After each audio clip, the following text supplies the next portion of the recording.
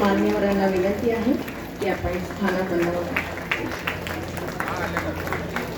घरेलू कामगार म्हणजे घरकाम करणाऱ्या ताया, त्या स्वयंपाक करतात, घर स्वच्छ ठेवतात, भांडी घासतात, कपडे धुतात, म्हाताऱ्यांची काळजी घेतात, मुलांची काळजी घेतात, असं सगळ्या मिळून त्याला घरेलू कामगार असा शब्द आहे. यासाठी सरकारने एक महामंडळी केलं आहे. मध्ये त्यात भरपूर काही गोष्टी चालू होत्या, पण थोडं शिथिल झालं आहे, मी मान्य करतो. पण सांगलीच्या कलेक्टरांच्या डोक्यात मात्र चांगली कल्पना आली की 6,000 नोंदणी आहे, अजूनही असतील पण नोंदणी केली नसेल, या सगळ्यांचा आपण आरोग्य तपासणी शिबिर करू. खूप तयारी झालेली आहे, पावसाने थोडं विस्कळीत झालं पण होईल, ज्याच्यामध्ये त्यांच्या ब्लड टेस्ट होतील, युरिन टेस्ट होतील, एक्सरे होतील, ECG होईल. मी आता माझ्या भाषणात फक्त एवढंच सांगितलं की अशा प्रकारची शिबिरं ही तात्पुरती असतात. याला जरा शेवटापर्यंत नाही. याच्यातून एक 10 जणी अशा आयडेंटिफाय झाल्या की यांना कॅन्सर आहे, 2 जणी असे आयडेंटिफाय झाल्या की हार्ट प्रॉब्लेम आहे.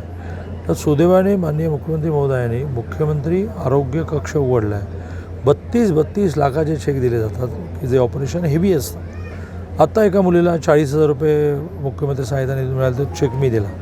तिच्या काहीतरी एवढी लहान पोरगी असून इथे होल आहे. तर असं सध्या राज्यामध्ये 5 लाखाच्या माननीय मोदीजींच्या आयुष्यमान कार्डापासून ते महात्मा ज्योतिबा फुले आरोग्य योजनेपासून ते मुख्यमंत्री आरोग्य सहायतापासून खूप गोष्टी. आता मुख्यमंत्री आरोग्य सहायताचं प्रत्येक जिल्ह्याच्या कलेक्टरच्या ऑफिसमध्ये आपण डेस्क ओपन केले. बाहेर जायची पण आवश्यकता नाही. तिकडे स्टाफ असणार, अर्ज घेणार, स्क्रुटिनी होणार, लगेचच ऑनलाईन पाठवणार, लगेच चेक लिहिला जाणार. आणि त्यामुळे घरेलू कामगार हा एक सेक्शन आज कॉन्सन्ट्रेट केला आहे. पण समाजामधला रिक्षावाला, सकाळी दूध घरोघर पोचवणारे, पेपर टाकणारे, दिवसभर वणवण करून बातमी मिळते का बघणारे वार्ताहर, या सगळ्या कॅटेगरीला हळूहळू कॉन्सन्ट्रेट करून जेवण नाही मिळालं तर चालेल, पण तब्येतीची काळजी घेतली पाहिजे.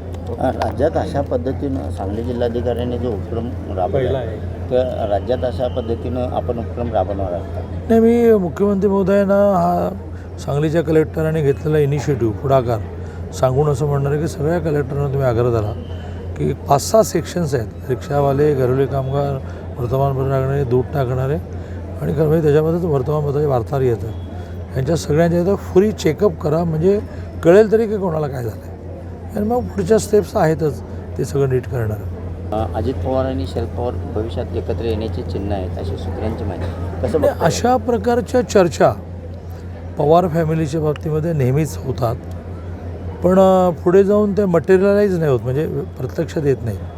आताही जी सारखी चर्चा चालली आहे की अजितदादा, सुप्रियाताई, शरद पवार एवढाच त्यांचा पक्ष आहे. जयंत पाटील वगैरे सगळेजणं हे असे लांब उभे असतात, काय तुम्ही निर्णय केला सांगा. तर ह्या 3 जणं मिळून पार्टी होती. रोहित पवार वगैरे सगळे लांबच आहेत. तर या 3 जणांचं एकत्रीकरण अशी चर्चा खूप वेळ चालते, पण ती मटेरियलाइज गेल्या 2-2.5 वर्षात झाली नाही. माहीत नाही. ठाकरे एकत्र येत आहेत म्हणून ठाकरे एकत्र येत आहेत म्हणून पवारांची चर्चा सुरू झाली असं काही ते पण माहीत नाही.